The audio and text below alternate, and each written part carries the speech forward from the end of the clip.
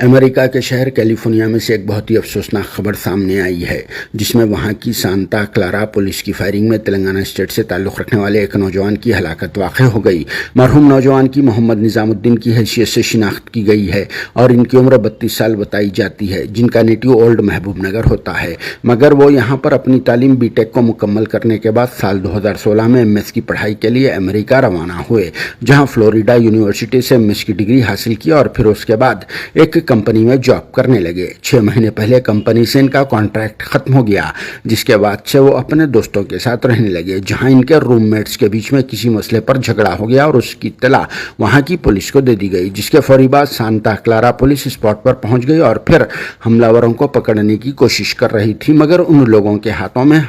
چاقوؤں کے موجود رہنے اور پھر ایک دوسرے پر حملہ کر لینے کی وجہ سے انہیں منتشر کرنے کے لیے ان پر فائرنگ کی گئی، جس کے بعد نظام الدین گولی کی زد میں آ گئے اور پھر ان کا انتقال ہو گیا۔ بعد میں مرحوم نظام الدین کے کسی ایک دوست نے یہاں تلنگانہ اسٹیٹ میں ان کے والد حسن الدین کو اس واقعے سے واقف کروایا اور کال کر کے اس افسوسناک واقعے کی انفارمیشن دی، جس کی اطلاع ملتے ہی حسن الدین اور ان کے گھر والوں پر سختہ طاری ہو گیا اور بہت بڑا صدمہ پہنچا، جس کے بعد ان کے والد حسن الدین نے ہمارے ملک بھارت کے external affairs minister S J Shankar سے اپیل کی ہے کہ مرحوم کی یہاں ان کے اپنے آبائی وطن میں تدفین کی انجام دہی کے لیے ان کی لاش کو حیدرآباد لانے میں جلد سے جلد ٹھوس اقدامات کرے۔ ساتھ میں اس فائرنگ کے واقعے کی تحقیقات کروانے کے لیے امریکن گورنمنٹ پر دباؤ ڈالنے کے لیے بھی انڈین حکومت سے اپیل کی ہے، جس کے بعد اب دیکھنا یہ ہے کہ سینٹر میں موجودہ مودی جی کی حکومت کیا کرتی ہے، کیونکہ اس واقعے کی مکمل طور پر اب تک تو تفصیلات کا علم نہ ہو سکا۔